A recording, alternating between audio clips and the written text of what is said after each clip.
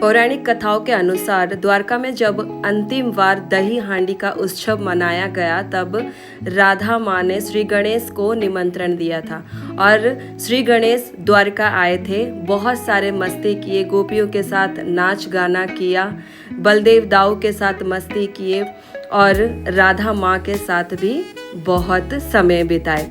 उसके बाद माता पार्वती को गणेश जी की याद आने लगी तो उन्होंने राधा को बोला कि गणेश जी को कैलाश भेजो, लेकिन राधा उनको नहीं भेजना चाहती थी क्योंकि गणेश जी को द्वारका में मन लग गया था और वो वहाँ कुछ और दिन समय बिताना चाहते थे। राधा माँ ने माता पार्वती से विनती की कि गणेश जी को कुछ और दिन यहाँ रहने की अनुमति दे, लेकिन माता पार्वती क्रोधित होकर राधा को बोले, अगर मेरे पुत्र को कैलाश तुमने नहीं छोड़ा तो फिर मैं इस संसार में प्रलय शुरू कर दूंगी, इस संसार का नष्ट कर दूंगी।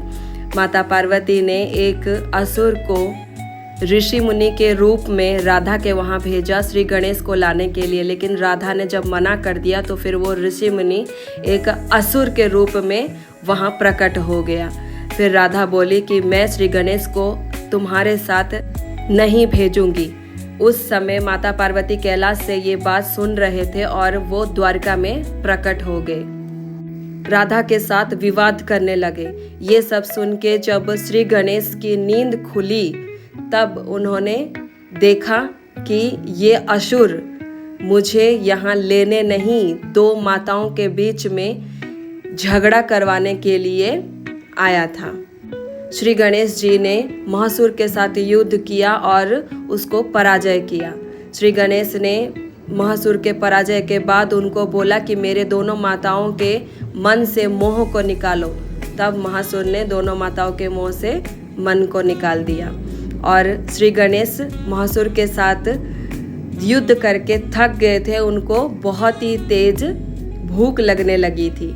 उन्होंने राधा माँ से कहा कि मैया मुझे बहुत भूख लगने लगी है। तब राधा माँ खीर बनाए गणेश जी के लिए और उनको खिलाया और उन्होंने कहा कि मैं तुम्हें एक बहुत सुंदर सी जगह पे लेकर जाने वाली हूँ, जिसको तुम्हारे मामा ने यानी कि श्री कृष्ण ने मुझे उपहार में दिया है। तो राधा गणेश जी को निधि वन में लेके जाते हैं और निधि वन के कथा सुनाते हैं।